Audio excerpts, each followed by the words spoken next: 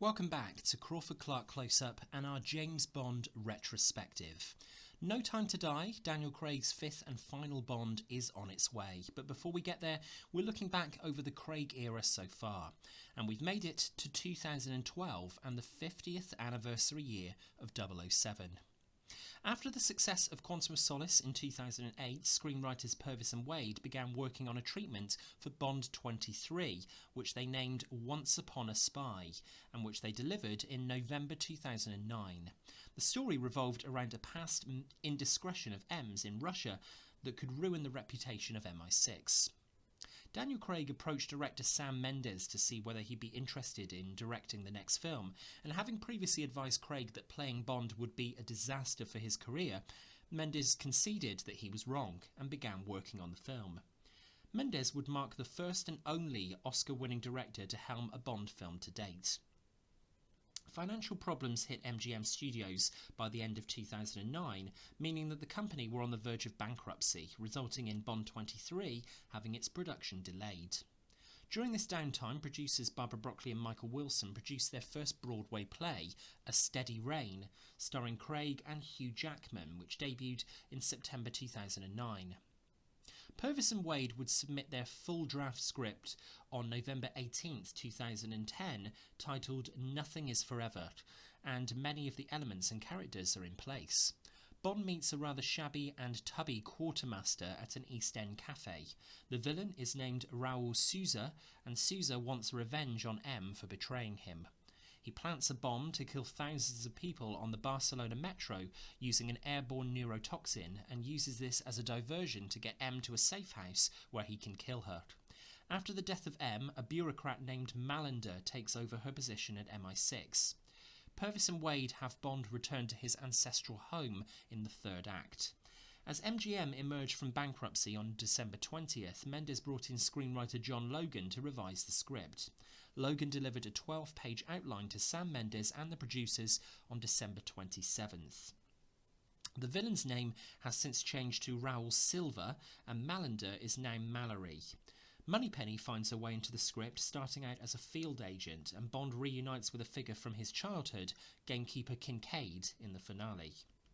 More than 3 years after the release of Quantum of Solace, the title of Bond 23 was announced at a press conference in London on November 3rd, 2011, 50 years to the day since Sean Connery was announced to be playing the first screen 007. Bond 23 would be called Skyfall, so named after Bond's ancestral home in Scotland. The crew were assembled, including Dennis Gassner, who would return as production designer, having worked with director Mendes previously on Road to Perdition and Jarhead, and the start of a 27-week shoot began on November 7th, 2011 at the Old Vic Tunnels in London. Opening the film with Bond's supposed death and M's obituary of her agent and Bond's gradual return to the service were elements lifted by the writers from Fleming's You Only Live Twice and The Man with the Golden Gun novels. Mendes was impressed with the darker turn the narrative was taking. The story needs to be about Bond only. He is the story, how he lost himself, forgot who he was, looked into the abyss, then how he rediscovers himself and is in some way reborn. Moreover, if you've got a big franchise movie without a fucked up character, it's not worth doing. Contributor John Logan would be responsible for reintroducing Q and Moneypenny into the series, including stipulating that Bond be given a younger quartermaster for the first time, and Logan would also write the superb Rats in a Barrel introductory monologue for Silver. After 2 shorter pre-title sequences for the first 2 Craig Bond adventures, Skyfall would return to the longer story before the main story, larger-than-life Bond openings not seen since the Pierce Brosnan era, with a sequence Mendes referred to as being akin to a set of Russian dolls. You think it's going in one direction, then the sequence delivers more twists and turns. Despite wanting to bring the trademark gun barrel back to the opening of the film, Mendes felt that the turn and shoot would be at odds stylistically with the first shot of Bond at the end of the corridor, about to kick into action. Therefore, we have to wait. Skyfall's pre-title sees Bond mid-mission in Istanbul with Naomi Harris's field agent Eve trying to track down a hard drive containing leaked details of agents. The sequence is fast-paced and keeps you engaged throughout as Bond and Eve are in pursuit of silent assassin Patrice, going from the road to the rooftops of the Grand Bazaar to the top of a moving train, all the while intercutting back to a more traditional MI6 HQ once again as M and Tanner are guiding Bond and Eve through their mission. Skyfall marks the first time since The World Is Not Enough that MI6 regulars appear in the pre-title sequence. Ending the scene with Eve taking the bloody shot and accidentally shooting Bond off the roof of the train, we get a return to the Death of 007 motif that hadn't been seen since the opening of You Only Live Twice. From here, Bond falls into the hypnotic world of returning title designer Daniel Kleinman's sequence. Based on Mendes' instructions, Bond is to be travelling through the underworld through this sequence, with the audience following Bond on this journey, so the camera is always moving, taking in all of the abstract detail, from the eyes of the younger Bond to the images of Skyfall itself to the Rorschach images. It's a welcome return to the series for Kleinman after MK12's drab titles for the previous film. The element that really elevates the sequence, however, is Adele's mighty theme song, which would become the first in Bond history to get the Oscar for Best Original Song. The theme fits around Kleinman's visuals so well, and the song itself is widely regarded as the strongest of the Daniel Craig era. Work on the title sequence was completed at the end of May 2012. Given that Mendes has always worked with composer of choice Thomas Newman, responsible for some of the finest film scores of all time, Mendes decided to bring Newman on board for Skyfall to update the Bond sound, whilst remaining faithful to David Arnold's contributions to the series over the last 15 years. When he stepped onto the picture, Newman admitted that he wasn't really a Bond fan, but realised the expectation of how a Bond score should sound, yet at the same time feeling that he didn't necessarily have to meet those expectations if he desired to make a departure from the formula.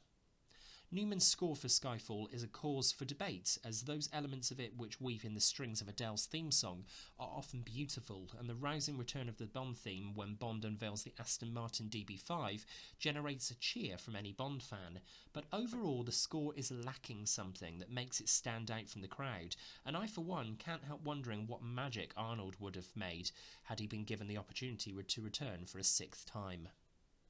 Skyfall marks the most poignant performance from Dame Judi Dench, as she was aware when reading the script before principal photography began that Skyfall would ultimately lead to her character's death. It's a bittersweet moment for Bond fans, as Dench had been a superb M since her debut on GoldenEye, and is thankfully given more to do than ever in this final outing. For writer John Logan, when asked to determine who the main Bond girl of Skyfall really is, it's M. She is implicated in the villain's plot, and Bond must return to protect MI6 from attack, whilst also taking his surrogate mother to safety before the final showdown. Dench describes Bond's and M's relationship as special. She's ruthless about him, which rings true in her final words to Bond that she did get something right.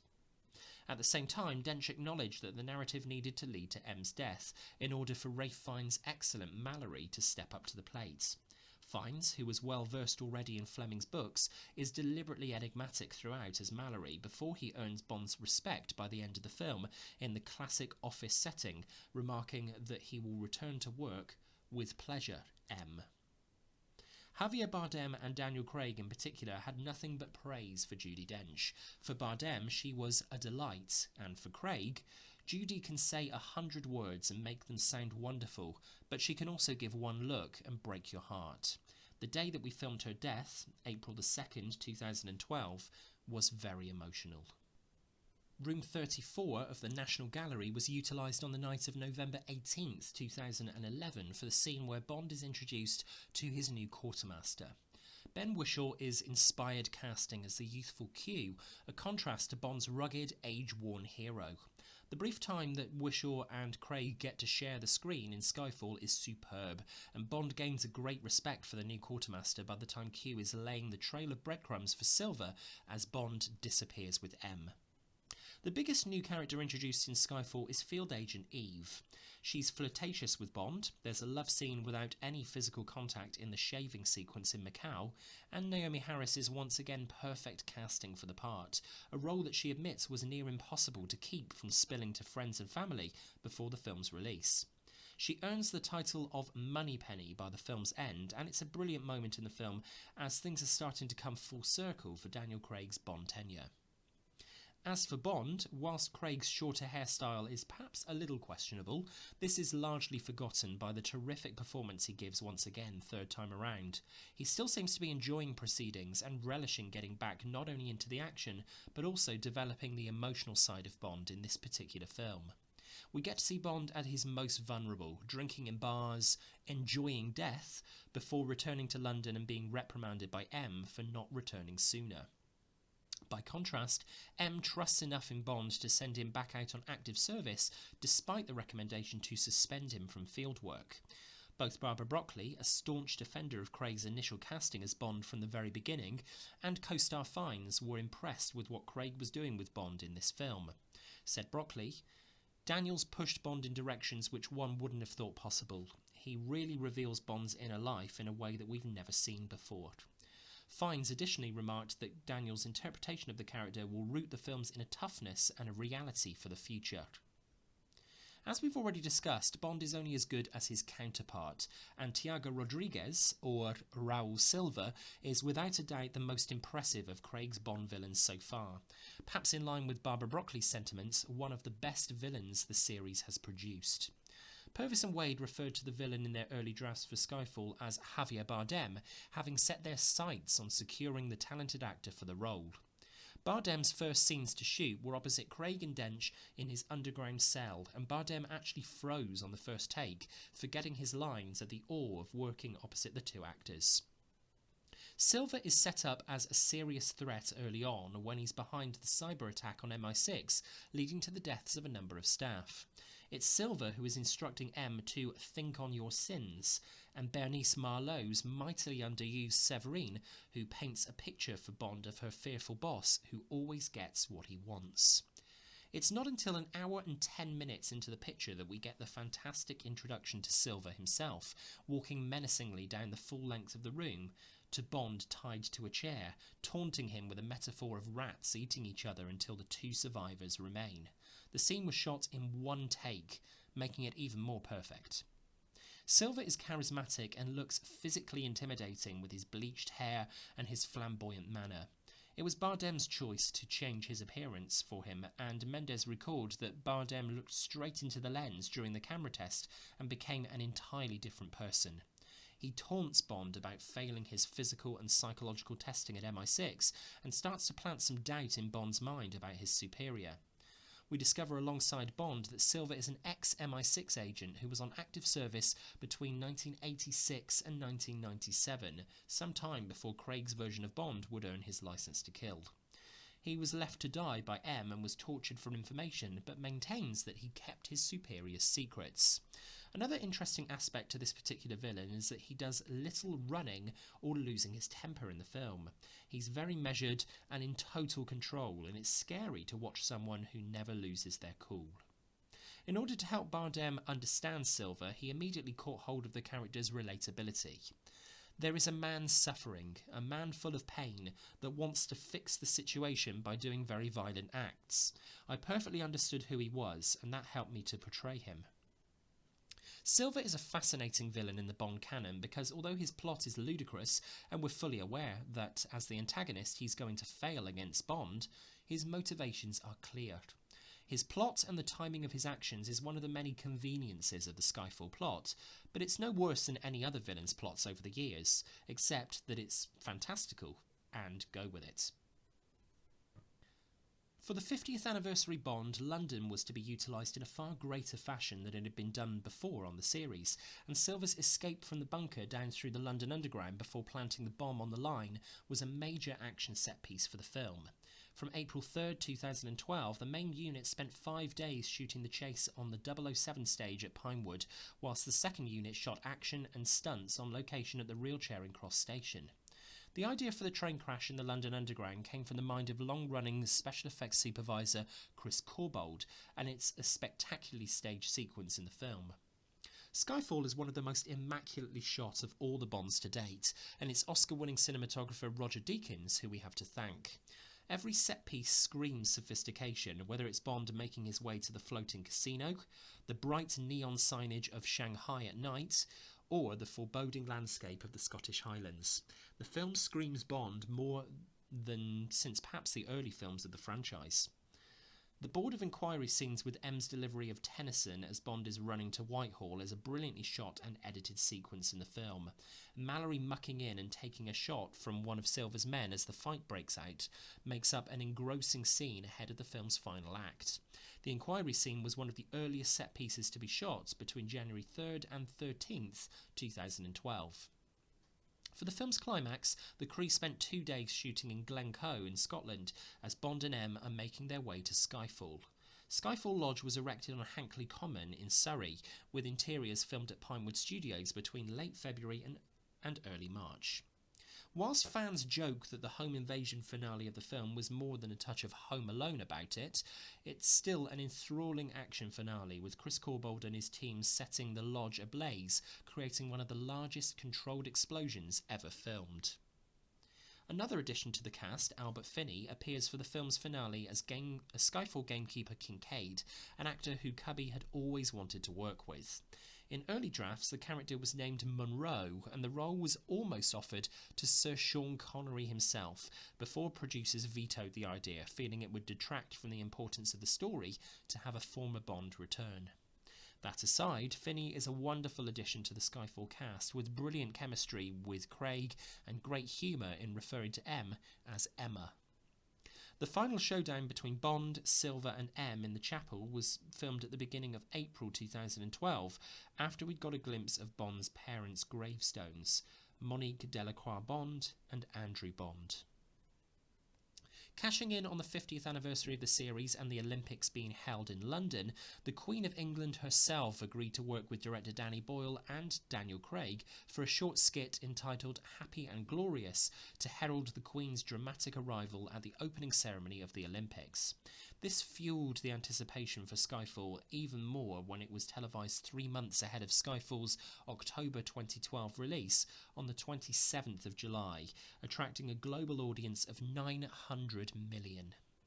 Stephen Riley's celebratory documentary Everything or Nothing was released in select cinemas on October 5th, 2012, World James Bond Day, and Adele's Skyfall was unveiled at 7 minutes after midnight on the same date. Skyfall received its lavish premiere at the Royal Albert Hall before the Prince of Wales and the Duchess of Cornwall on October 23, 2012, and in the UK, Skyfall became the highest grossing film in history, making $161 million. The film would go on to gross $1.1 billion globally. The film was nominated for 5 Oscars, winning 2, for sound editing and for Adele's song. Adele would also perform the song at the Academy Awards on the 24th of February 2013 to celebrate the series' 50th anniversary. Shirley Bassey would also appear to perform Goldfinger. Skyfall was nominated for 8 BAFTAs, winning Best British Film. Adele's song also won a Grammy and a Golden Globe. Just before the end credits rolled, we'd get the gun barrel and the welcome reminder that James Bond will return, as well as a celebration of the first half-century of the series. Skyfall is an enormously enjoyable 50th anniversary outing for Bond, and arguably Craig's most confident performance as Bond to date. The film boasts one of the strongest ensemble casts in the whole series and leaves the door open for more surprises and great interactions with our new Q, M and Moneypenny in future films. Craig announced that he'd signed up for 2 more films, Bonds 24 and 25, and although he remarked that he didn't want to go ludicrous with the plot going forward, if Blofeld suddenly turned up again, it wouldn't be a bad thing. From Crawford-Clark Close-Up.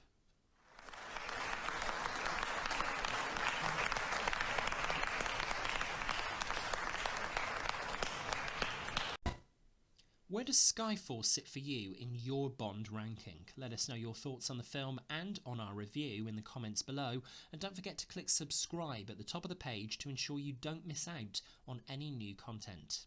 Come and find Crawford-Clark Close-Up on Facebook and follow us on Twitter. You can also find us on the movie app Letterboxd. Just search CC Close-Up. If there's something you can think of that you'd like us to review, you can also drop us an email with your suggestions to crawfordclarkcloseup@gmail.com. We've got one more Bond film to review before the release of the eagerly anticipated No Time to Die. Coming up next, our thoughts on Daniel Craig's fourth outing as 007, 2015's Spectre. Thanks for watching, and until next time, that's a wrap.